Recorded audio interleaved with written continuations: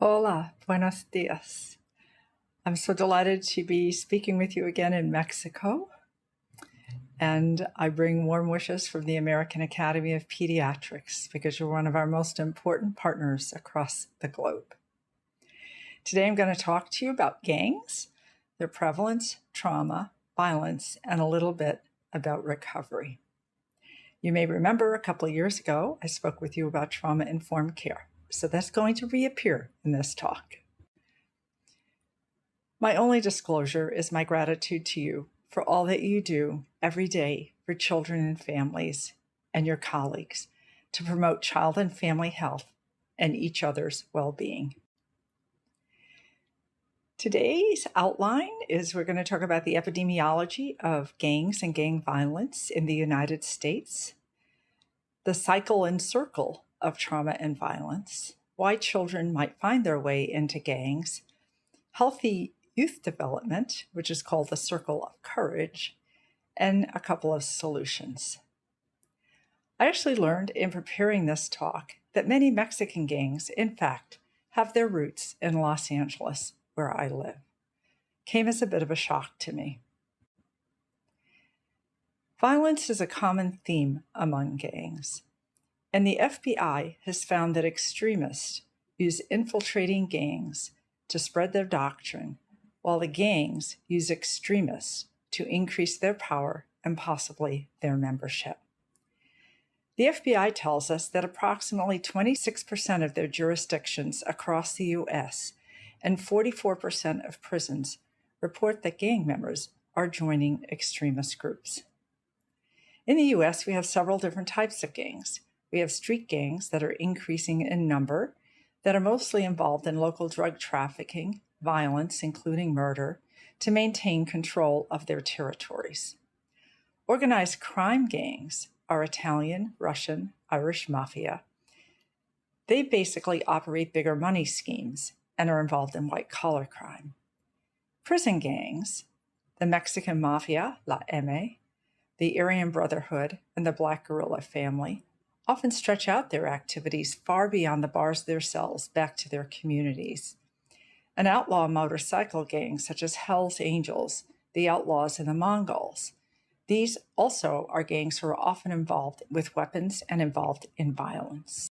So the largest gangs in the United States are Hispanic and Latino gangs, such as the Latin Kings in Chicago, which has 150,000 gang members.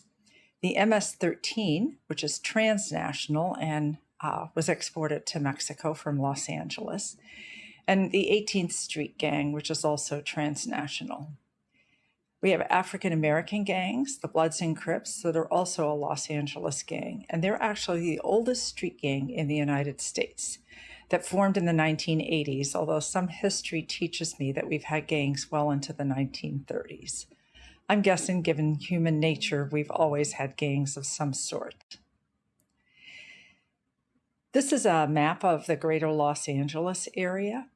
Many Latino gangs in particular began in East Los Angeles in the 1980s, in particular the Bloods and Crips and MS-13. They have, like many gangs, their origins in poverty and racism.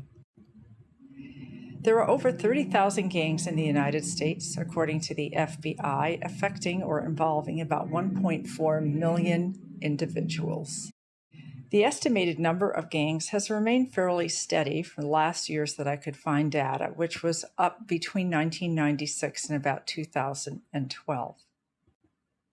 Self-reported lifetime gang membership at any time during one's life involves about 46% of males in the United States and 31% of females. And 77% of gangs actually exist in the United States in urban settings, with our larger cities having the highest prevalence of gang membership, and that drops off a little bit in medium and smaller cities, but we have a very small and real population of rural individuals who are involved in gangs. In essence, 14% of small cities, towns, and rural police departments reported gang presence in 2004. And it seems to have held fairly steady over time, with maybe a slight increase in rural areas in recent years, particularly in female membership. In 2012, females constituted 14% of gang membership in smaller cities and rural areas. Overall, gangs are heavily male, with under 10% of gang members being female in the early 2000s. Female members tend to be more peripheral and not part of the core gang membership. And the percent of gangs with female members is higher in rural areas, suburbs, and small cities. The race ethnicity of gang members has not changed much over the years. In the United States, nearly half of gang members identify as Latino or Hispanic, while about 35%, probably closer to 40% now, identify as Black. These data, again, are a decade or more old, but was the most recent that I was able to find. Reports really indicate little variation over time. In 2010, the percent of youth reporting being approached to join a gang included 71% of Hispanic youth, 51% of African American youth, and 25% of white youth. Individuals tend to be young when they join gangs. 8% are younger than 15 years of age, and 74% are younger than 18 years of age. And 20% of gang members operate a website or a social media page, and 71% report actively using social media. Social media is, in fact, a great way for reaching out to youth. They tend to celebrate gang life, play up the benefits of gang membership, and make it look attractive to our older middle school age youth and to our teens. Approximately 200,000 teens in the United States are in gangs. Some are core members of the gang, while others are more peripheral and kind of float around the outside of the gang. Youth in general stay in a gang for an average of 1 to 2 years, whereas 10% stay in gangs for 4 years or more. And 24% of our urban high school students report some type of gang presence at their school. While most gang members are adults, you can see that 30 to 40% are under the age of 18 years, as shown in the blue.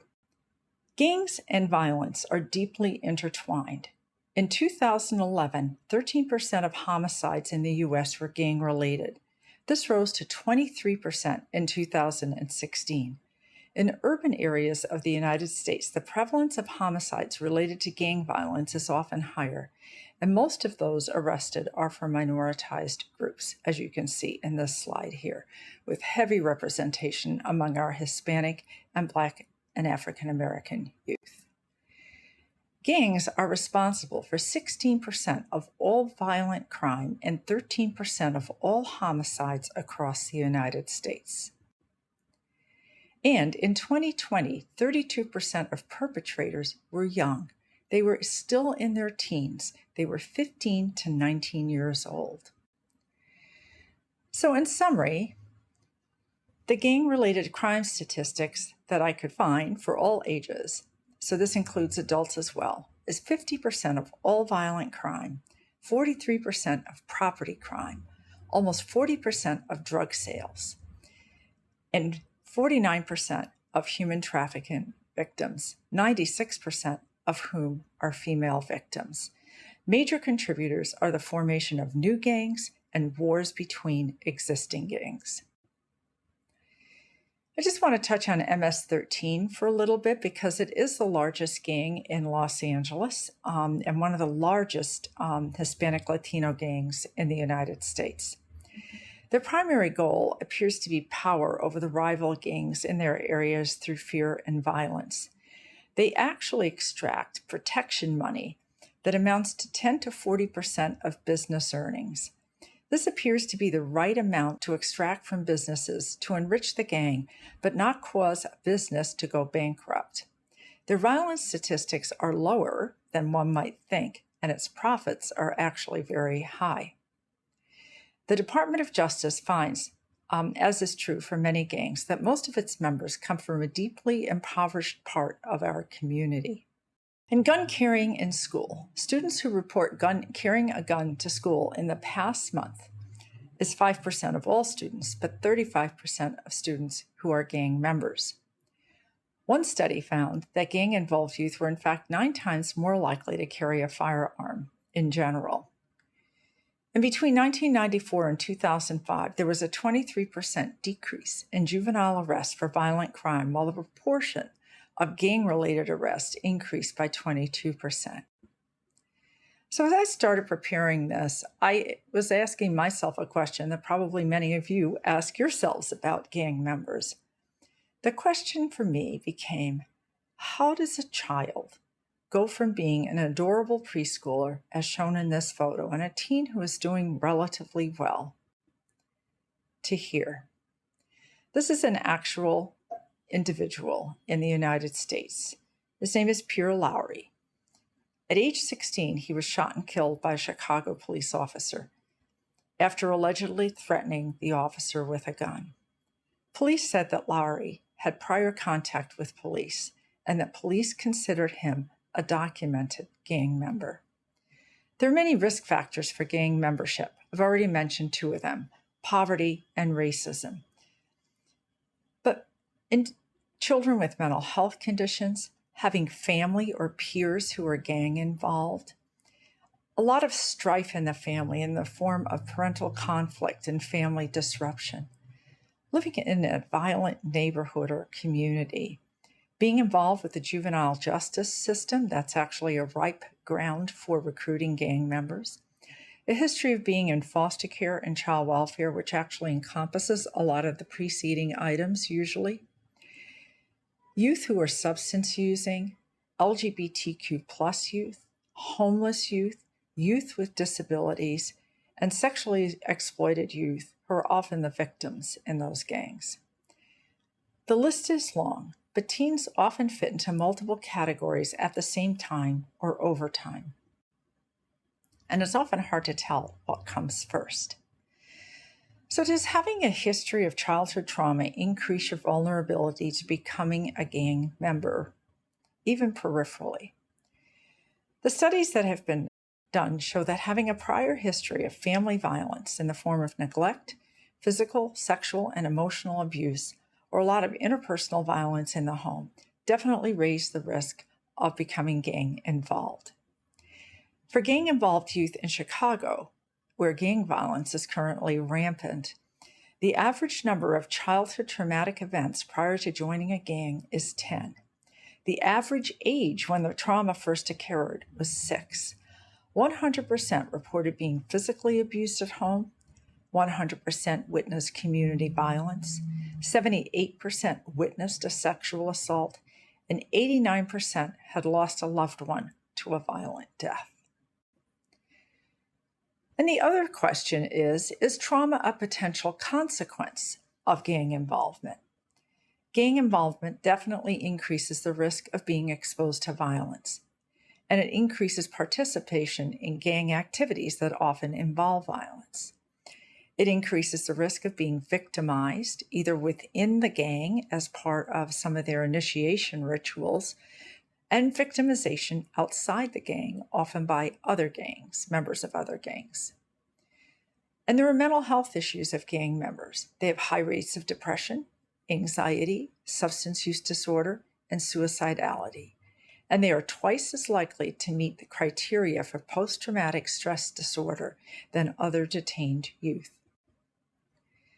Mental health experts have been studying something called perpetration-induced trauma. Youth in gangs are often compelled to perpetrate, assist, or stand by as harm is done to others. Perpetration-induced trauma is a form of post-traumatic stress disorder that is caused by being active in causing the trauma of another human being, or actively witnessing it. There is a moral injury that occurs by perpetrating, failing to prevent, and bearing witness to, or even learning about acts that transgress deeply held moral beliefs and expectations. Another feature of gang members is that many of them have post-traumatic numbing. Numbing is a pathological adaptation to trauma. It protects against feeling internal distress, but it also increases the risk that that same individual is going to act out violently against others. Another feature is survival coping. I've seen this quite a bit in my career among youth who've experienced a lot of violence in gang membership. Many of them develop this callous facade or affect that defends against feelings of vulnerability and risk. Post-traumatic numbing accounts for the link between trauma and delinquency, according to some science authors in the literature. Just using this to transition a little bit and remind us all that all of us have a neurohormonal stress response. So I'm bringing you back to my talk on trauma in 2021. I reminded you then that we all learned about the body's survival responses, that our brains are actually geared to perceive danger. And when it does perceive danger, a neurohormonal stress response is activated so that the body is literally flooded with sympathetic hormones and cortisol. It's a universal primitive reflex survival system called a fight or flight response. We all have it. It's designed to help us survive a short-term threat. And feedback loops normally shut the system down when the threat subsides or when help comes. However, if the threat lives in your home in the form of child abuse and neglect or in your violent neighborhood, this stress response can become very dysregulated due to frequent activation. The system can no longer shut itself down and return to baseline. And this leads to changes in brain and body systems that we call the toxic stress response. And it's especially due to cortisol dysregulation. And in 2012, Dr. Shonkoff and Garner published our landmark AAP policy statement and technical report on toxic stress. And they created the model for stress shown here, what they call the taxonomy or model of stress. Serious stress is actually still tolerable when children have nurturing and buffering relationships to rely on. This allows the stress system to return to baseline or equilibrium over time. Serious stress becomes toxic to the body and the brain when there is prolonged activation of the body's stress response systems and there are no protective relationships for the child or the individual to rely on. But the taxonomy of stress tells us what is missing in toxic stress: buffering relationships. The fourth neurohormonal stress response is activated in the presence of a safe social network, and especially in the presence of a safe, stable, nurturing caregiver. In a safe environment, or one that is perceived as safe, this system, the affiliate system, is activated, and that is mediated by the hormone oxytocin. I'd also like to introduce you to a model of youth resilience that I love because I think it teaches us what we need to give children in order to prevent them from joining gangs and to maybe extricate them from gangs after they have been exposed, recruited, or have joined. So this is out of our Native American culture, particularly the Navajo tradition. And it is a model of positive youth development. A young person is believed to be developing in a healthy way when they achieve growth in 4 areas: having a sense of belonging in community, tribe, and family, loving others and being loved; achieving mastery or confidence in many areas, including cognitive, physical, social, and spiritual, and having good control and responsibility in achieving personal goals and not really feeling superior.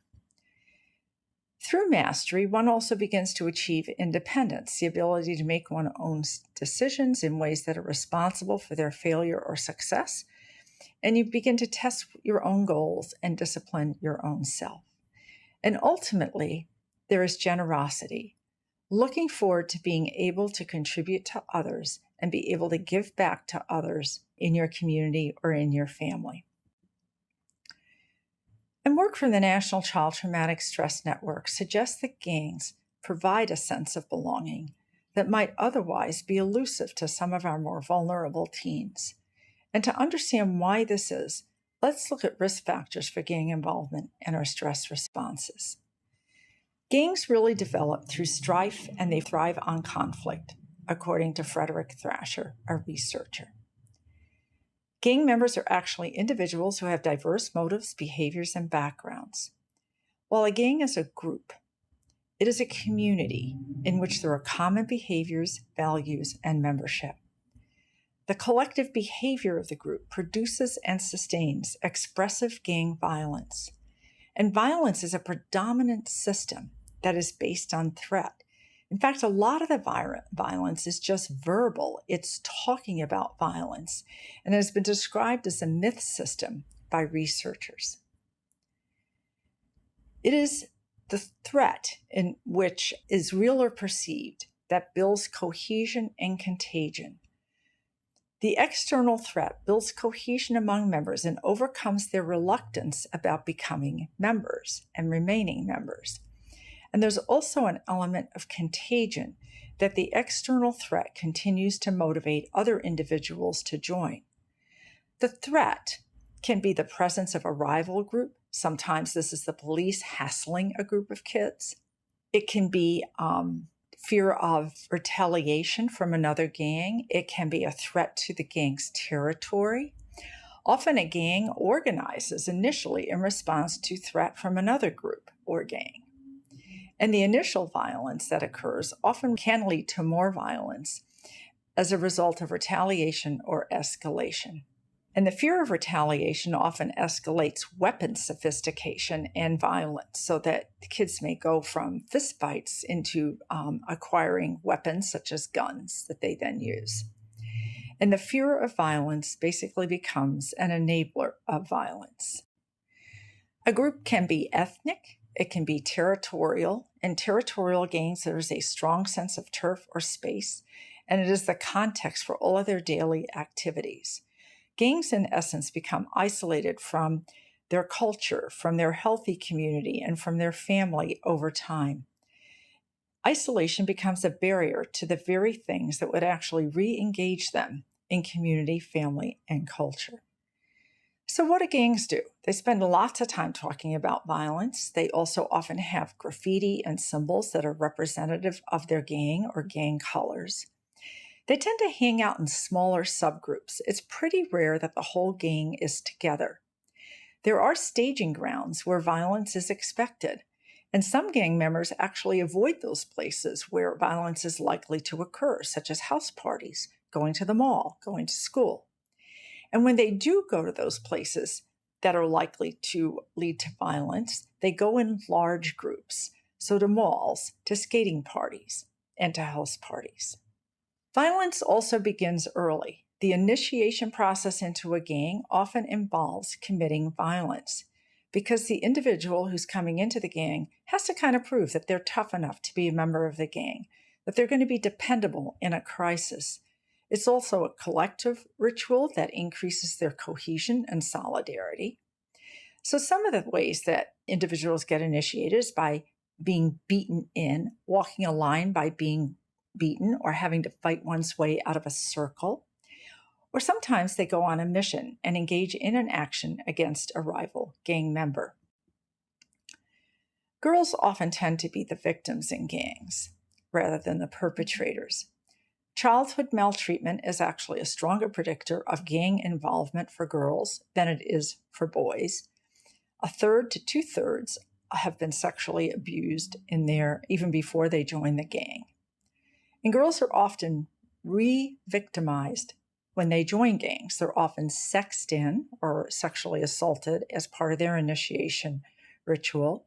And then they are often involved in commercial sexual exploitation and trafficking, as probably many of you know. Girls are far more vulnerable to developing PTSD after interpersonal trauma.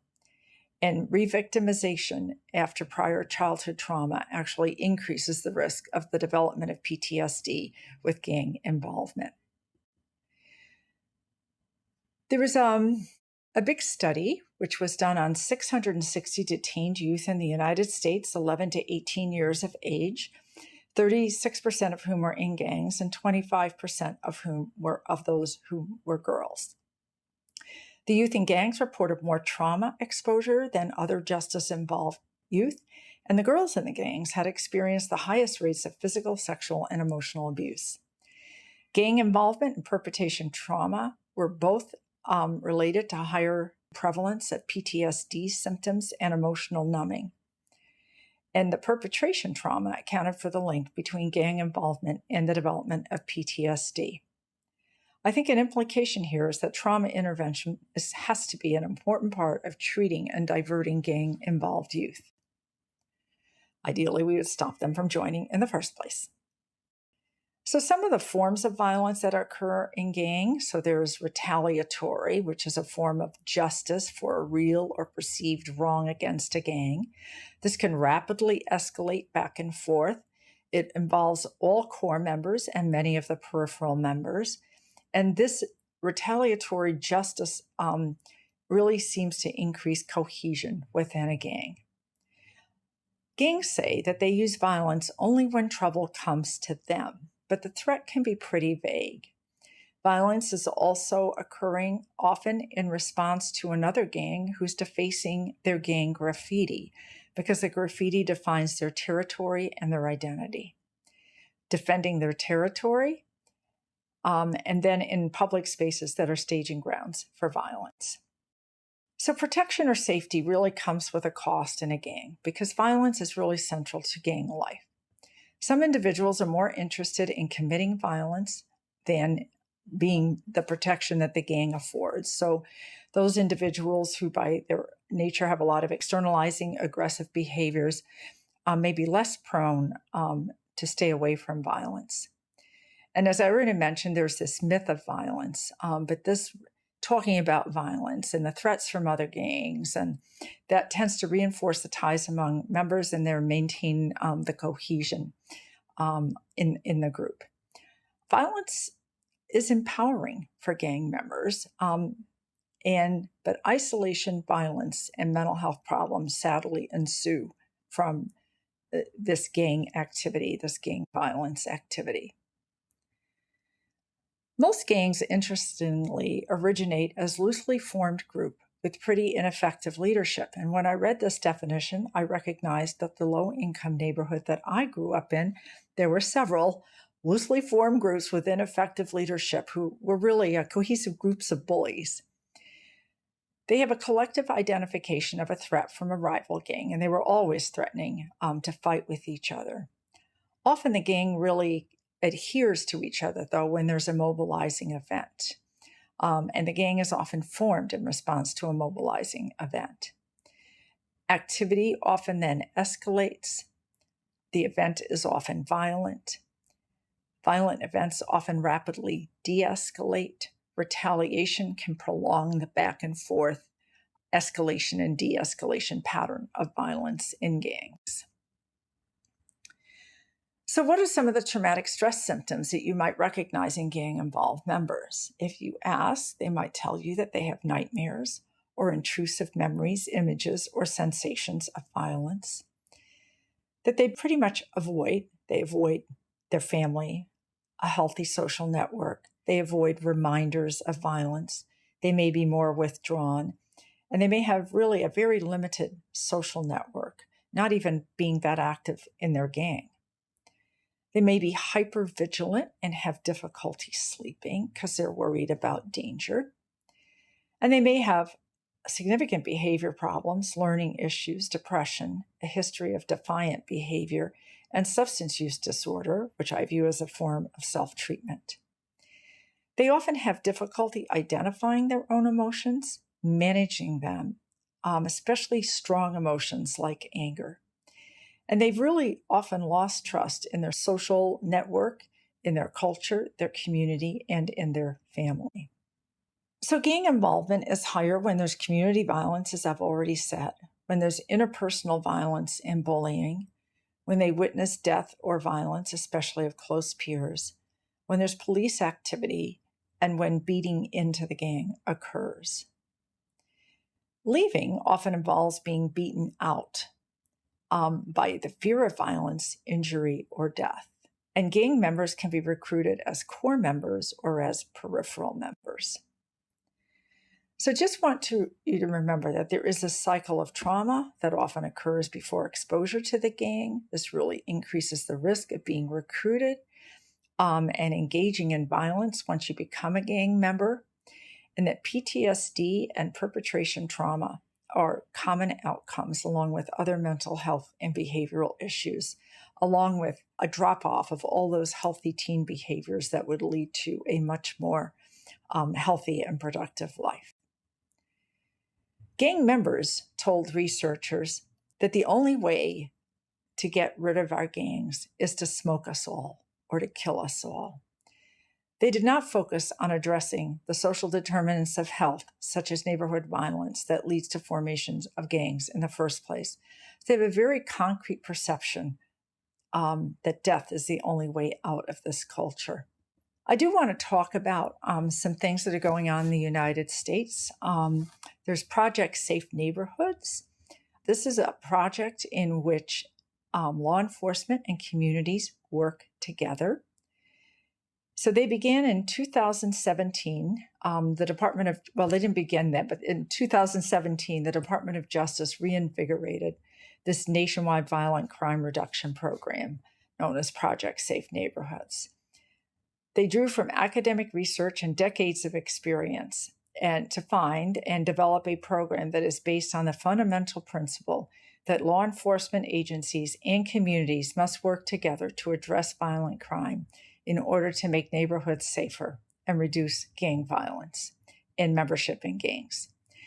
PSN is an evidence-based crime reduction program that takes a collaborative approach to public safety because it leverages those strong partnerships along with strategic enforcement efforts to focus on the most violent criminals in the most violent locations in neighborhoods.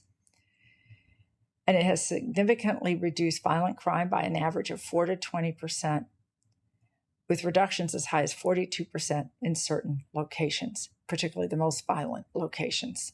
So Project Safe Neighborhoods uses several strategies to really engage neighborhoods and law enforcement together. They use a media strategy. They use community meetings. They have initiatives that are really directed at building trust between police and the community. And they often establish partnerships with local prevention and reentry programs, as well as local businesses in the community.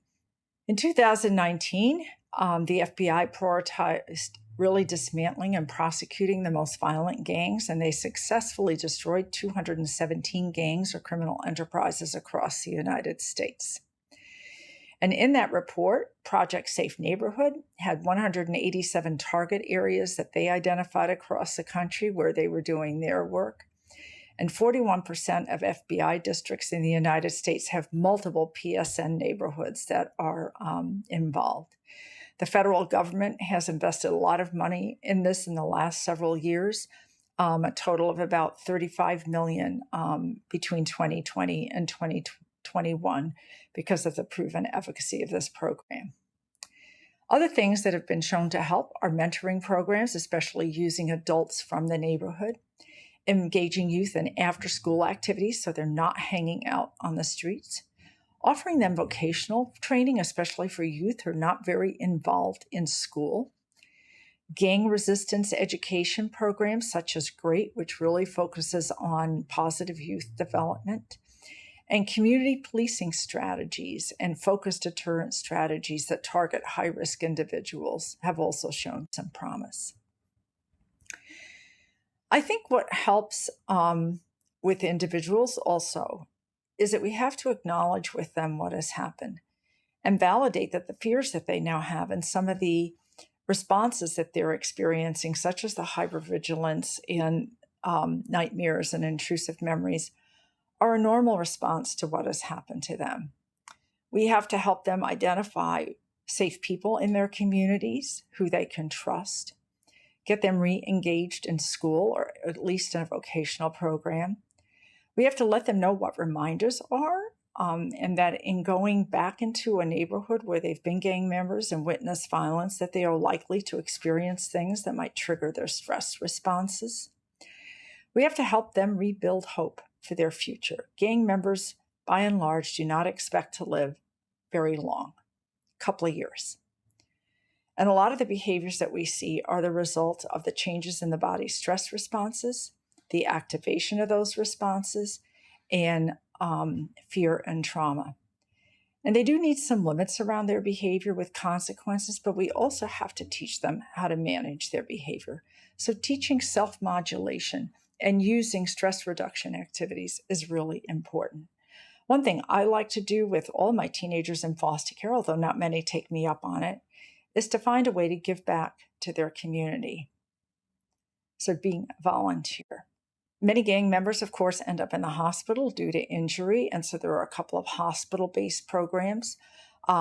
This SELF is a psychoeducation model that helps transition youth from the hospital to community with the hope of keeping them from rejoining their gang. It developed as a central component of another model called the sanctuary model. They focus on teaching or mentoring participants around safety, so developing a plan for physical and emotional safety so that they can avoid re-injury and retaliation, managing those strong emotions that come with violent injury and PTSD, managing their loss and letting go, because many of these young people have experienced significant losses in their life, and really supporting them through that grief process. And then future, promoting healing by reconstructing a vision for the future that involves supportive relationships and building competency and skills and a sense of belonging in family and community. So I just want to return to this model for a moment because, again, it reminds us what young people need: a sense of belonging in family, community, and culture, achieving mastery or competence in many areas, and becoming independent and responsible for one's own actions and behaviors, failures, and successes. And finally, developing a sense of generosity, which really takes having hope in your future, right?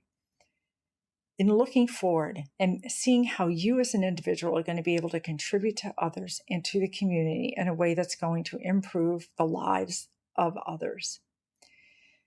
Things we as pediatricians know are vital for healthy development, and we try to engender these every day. A corollary for me is that no child is lost. We, the pediatricians, have to find the seeds of hope and strengths and talents, and we have to nurture those. And pediatricians also have a role in advocating at societal level, whether that's in your community, in your region, in your state, or at the level of your country, to reduce poverty, to improve education, to build strong communities with shared values, to focus on positive relationships, and on programs that empower youth and build their skills. Thank you so much for your time. Gracias.